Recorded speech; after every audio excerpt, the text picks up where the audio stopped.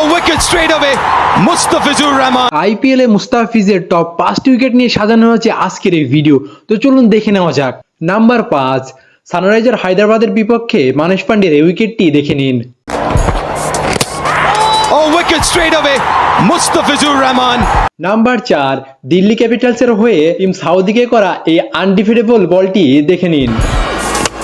Oh, lovely ball. That's why he's so good at the end. Number 3 নম্বরে রয়েছে Cameron গ্রিনের এই উইকেটটি।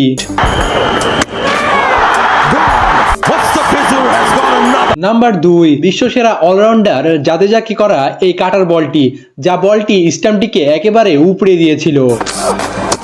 Oh, how's that? Left. Number 1 নম্বরে রয়েছে আন্দ্রে রাসেলকে করা এই আনপ্লেয়েবল ইয়র্কার বলটি, যে বলটি খেলতে গিয়ে আন্দ্রে রাসেল রীতিমতো মুখ থুবড়ে পড়েছিল।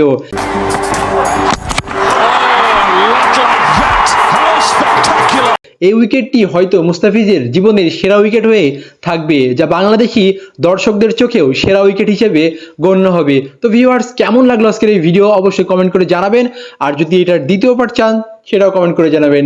Bye bye.